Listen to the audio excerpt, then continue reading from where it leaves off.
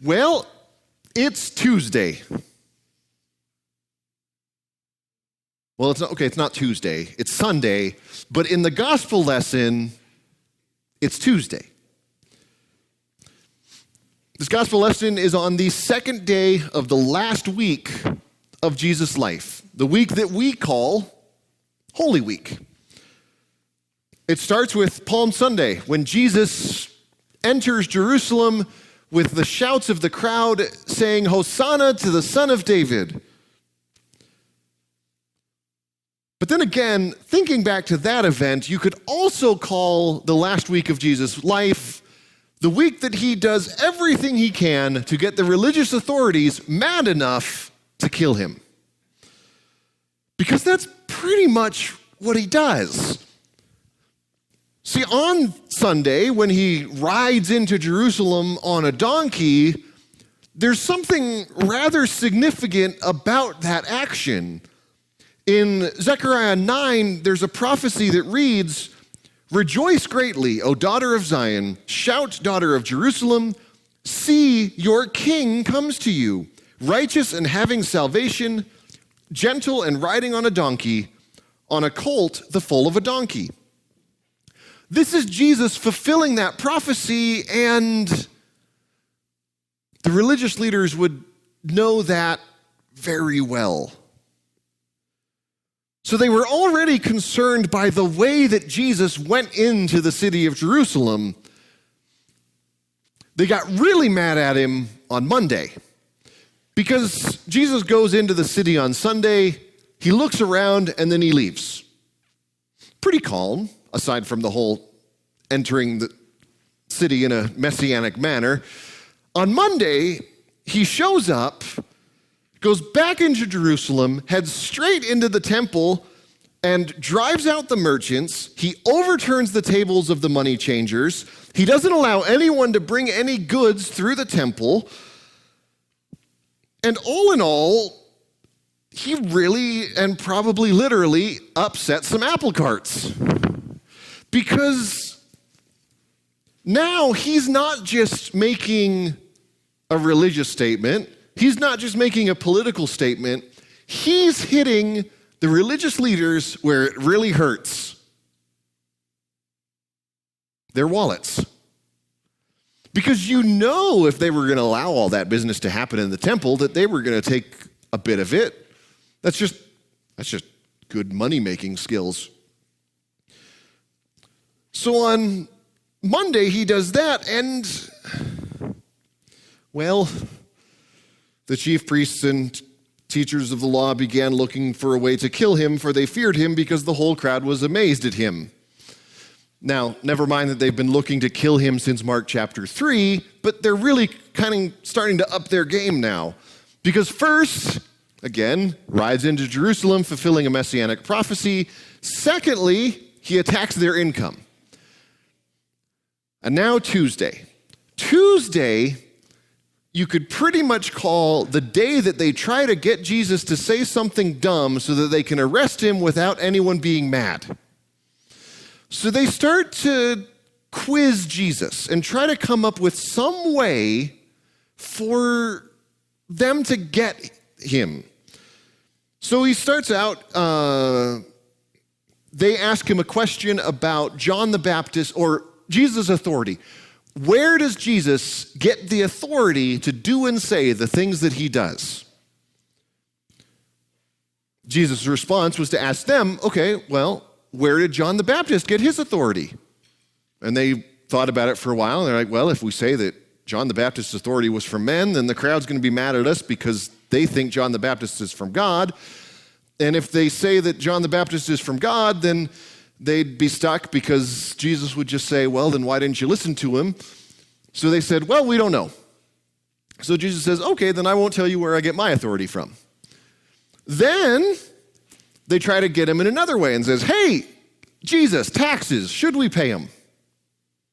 Thinking if he said, then yes, you should pay your taxes, then the crowd would be mad because no one likes paying taxes. And if Jesus said, no, you shouldn't pay your taxes, Then they could arrest him for breaking Roman law and encouraging other people to break Roman law, and then their problem would be solved. Of course, Jesus dealt with that one pretty good and said, hey, whose picture is on the coin? Well, it's Caesar's picture. Okay, then give Caesar what belongs to him, give God what belongs to him, and everything will be fine, and they didn't know what to do. Then there was even more. There was the question by people who don't believe in the resurrection about whether people would be married in the resurrection. There was the question about which teaching is the greatest. And then finally, Jesus gets to this parable that we just read, the parable of the tenants. And it's kind of the feather in this infuriating cap that Jesus has been telling all of these people, because Jesus starts out and just says, a man planted a vineyard. Now, at this point, a lot of us are probably just going, oh, it's a vineyard. There's another one of those stupid agricultural parables that Pastor Mike doesn't understand.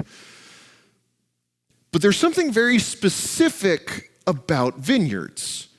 In Isaiah, there's a very well-known passage that talks about Israel as God's vineyard, a vineyard that God himself planted, that God took care of, that he put protection around, that he watered and fed, and God really liked this vineyard.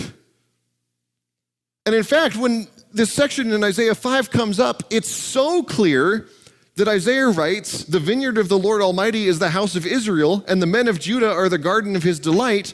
Yet he looked for justice but saw bloodshed, for righteousness but heard cries of distress. So it's pretty obvious when Jesus starts to say, a man planted a vineyard, probably a good idea that he's talking about more than just a man planting a vineyard. But then Jesus puts a little bit of twist on this story, because instead of the focus being on the vineyard, like it is in Isaiah, the focus is on the people who are working in the vineyard. These farmers who this man rented the vineyard to while he goes away. Now, when you rent land to someone, the way the system generally works is you own the land, they farm the land, they pay you rent, right? That's how the process works. So when the man sent someone to collect the rent, the people working the land said, oh, we don't want to pay rent. So they beat the guy up and sent him home with a message. So the master sent another servant, and another, and another, and another, and another, and another, and another, until finally he was out of servants because they'd all been either beaten up or killed, and the tenants still hadn't paid any rent. Then the man sends his son, thinking they didn't respect the servants, maybe they'll respect my son. But they have the bright idea that if they kill the son, they can keep everything for themselves, which, how dumb do you have to be to think that that's what's going to happen? But this is what they thought. And so they kill the son. The master finds out about it, and then Jesus asks the question, what are we going to do? Well, the master's probably going to kill those tenants and get new ones. The religious leaders, figuring out that this was about them, said, oh, we got to kill this guy, and we got to kill this guy yesterday. Because they knew what Jesus was talking about. But then there's something else that this parable reminds us of, more than just a nice parable that Jesus was so obviously telling to these religious leaders in Jerusalem. It also is a reminder to us that sometimes we can get caught up in what we think God is doing and miss the things that God is actually doing. See, these religious leaders, when they were plotting against Jesus, some of them, at least, probably thought that they were doing the right thing. They thought that they were getting rid of someone who was speaking wrong things about God. Because from their perspective, the things that Jesus was saying didn't fit with what they had known of God already. And so it's an interesting conundrum. Because sometimes we too get caught up in what we think we know about God. We get caught up in thinking that we know God, but then when God does something outside of what we think he would do, we get confused and sometimes we get a little upset.